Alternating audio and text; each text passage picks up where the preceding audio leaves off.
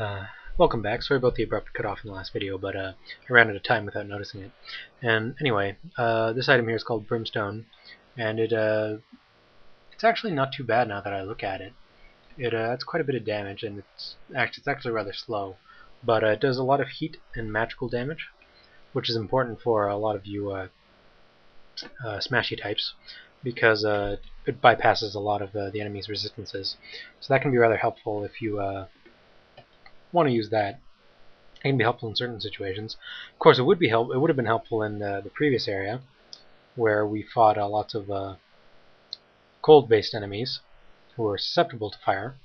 But fortunately, there's no way to acquire the weapon before clearing that area, short of hacking the game or anything like that.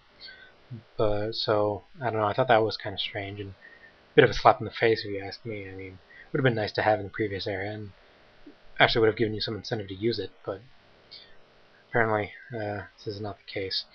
Anyway, if we come over here, there's quite a number of creatures feasting on other creatures, so we're just going to interrupt their dinner and kill them all off, since that's what we do in this game. And yeah, I'm definitely finding that the Blizzard spell does more damage if the enemy is held first, which I think is rather curious.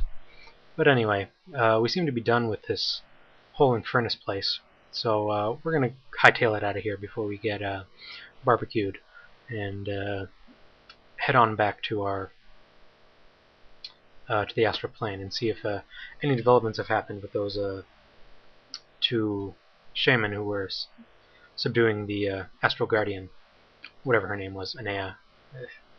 Why can't they have normal names in these types of games? Why do they always have to have strange, arcane names? I mean, her name is Emmett.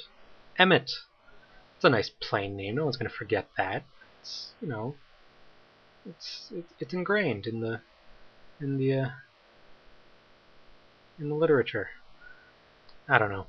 Anyway, we'll head back to the temple at this point, and we'll also swap our items back out, since I don't think we'll need quite so much protection from fire anymore. But we're not going to swap back in the Tome of the Burning Pit, I don't think, because I think that at this point we're going to be making much heavier use of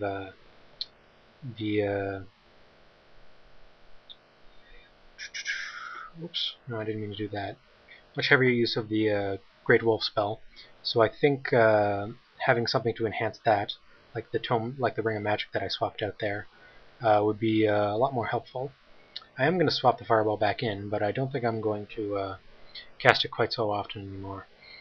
Anyway, if we head back to the... oh, and I need to swap out protection from fire for protection from... oh, there we go. So we're going to head back to the temple now, and I'll warn you, we are going to be entering into combat in a second, so before we head in, we're going to cast our buffs and get ready to fight, because fighting is what we do. And we want the mirror image spell as well, so I'll get that up. And if we head up here, we'll find that the shaman are in the middle of a battle with the woman, so we're going to help her out by casting a few Great Wolf spells and killing them that way, since that's probably one of the best ways to kill them. And we managed to wrap it up without too much trouble. I think that's the end of that. No, they're still alive. There we are. And I think that's the end of that. So next we're going to talk to the Astral Guardian again. And she has quite a bit of stuff to say. And she'll talk about herself and explain that the shaman can exert their influence onto the material plane from here on the astral plane. And they seem to be manipulating a spirit that they have imprisoned in the room over, or to the north of here. And we can also mention that the temple in the underground is similar to the one here.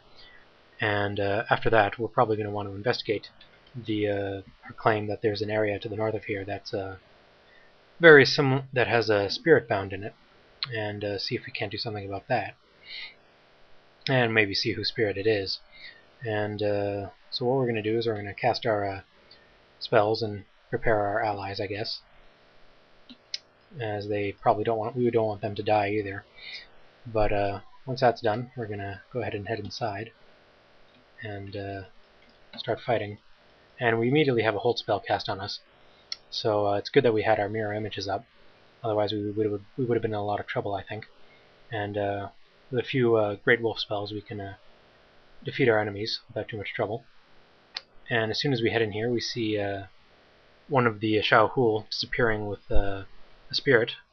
And it was hard to see, but that was actually the spirit of Queen Nanessi, the spirit of one of the kings. Actually, the king we met earlier on in sitting on his throne in Inner Keep Level 2. So that's rather interesting. And I wonder what they're doing with their spirit. So we can talk to the Astral Guardian about it, and we can ask her where they've gone with the Queen Spirit, and it seems that they've gone to our world, and they're hidden away somewhere.